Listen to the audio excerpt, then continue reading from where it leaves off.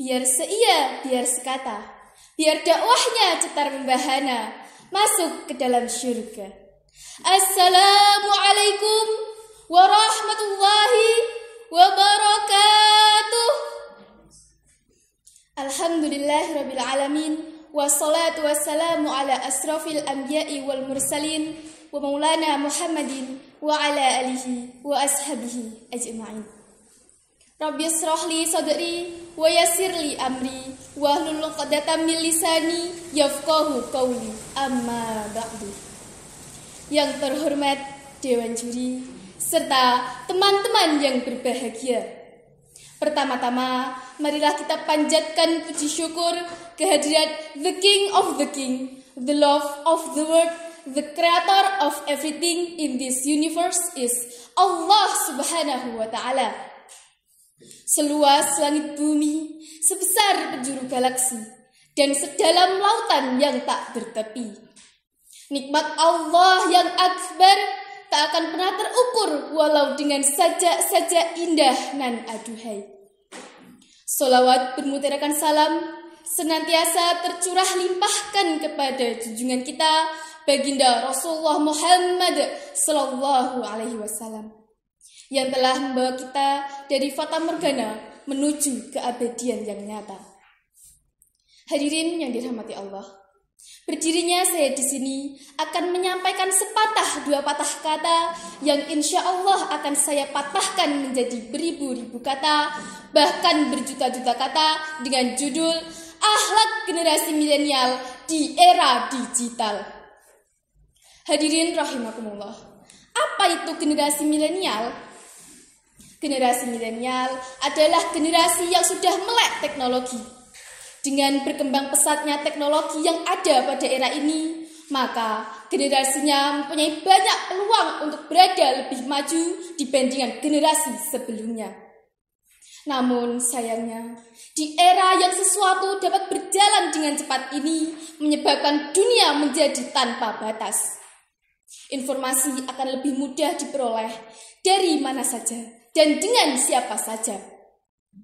Kita sebagai generasi milenial harus berusaha mampu untuk bijak dalam memanfaatkan teknologi yang ada.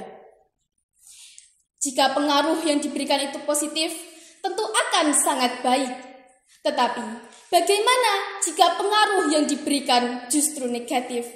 Tentu akan merusak kepribadian umat Islam, terutama kita sebagai generasi milenial. Hadirin yang dirahmati Allah, sekarang ini banyak sekali teknologi yang dapat kita temui dalam kehidupan sehari-hari. Salah satunya ialah smartphone. Dengan penggunaan smartphone, kita dapat mengakses media sosial.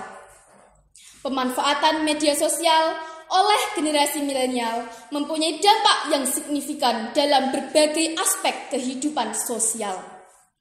Kita dapat dengan mudah berbagi informasi, foto, dan video kepada orang lain di seluruh dunia dengan cepat melalui medsos.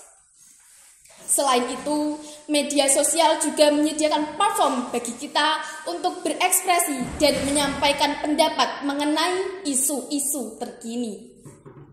Kita sebagai generasi milenial juga aktif dalam mengkonsumsi konten online seperti menonton video TikTok atau YouTube, streaming musik, dan membaca berita digital. Akan tetapi, penggunaan media sosial dan konten online juga menghadapi tantangan tersendiri.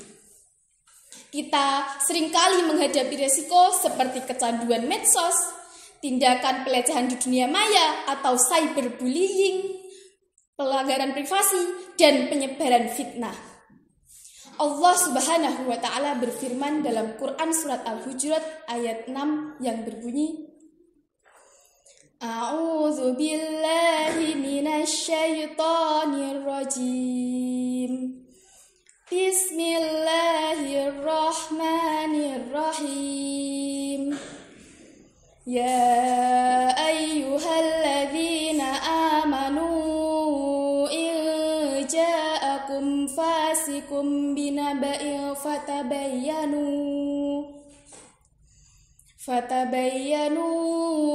an jahalah fatusbihu ala ma fa'altum nadimin. Shadaqallahul azim. Yang artinya, wahai orang-orang yang beriman, jika seseorang yang fasik datang kepadamu membawa suatu berita, maka telitilah kebenarannya, agar kamu tidak mencelakakan suatu kaum karena kebodohan dan kecerobohan, yang akhirnya kamu akan menyesali perbuatanmu itu. Maha benar Allah dengan segala firman-Nya. Hadirin rahimakumullah. Dalam penggunaan media sosial, kita seringkali menjumpai konten dengan komentar negatif atau hujatan.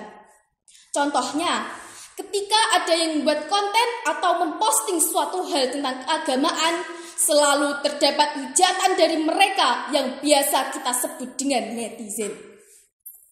Kreator video keislaman seringkali mendapatkan hujatan dari netizen dengan kata sok suci, sok paham, dan lain sebagainya. Bahkan ada yang sampai berkata kasar, astagfirullahaladzim. Pasti teman-teman juga sering kan melihat hujatan dalam berbagai postingan jenis apapun. Entah itu berisi edukasi, pengetahuan, bahkan hiburan pun juga ada yang menghujatnya. Iya kan teman-teman?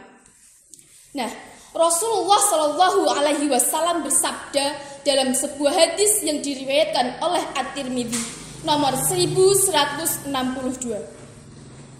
Akmalul mu'minina imanan ahsanuhum khuluqan. Orang mukmin yang paling sempurna imannya adalah yang terbaik akhlaknya. Artinya, akhlak buruk seseorang menunjukkan bahwa ia semakin jauh dari agama. Na'udzubillahi min dzalik. Wahai saudara dan saudariku, para pelajar harapan umat, bagaimana sih caranya kita menyikapi maraknya teknologi digital yang ada pada era ini? Pertama, mari kita menjadikan media sosial sebagai tempat menebar kebaikan.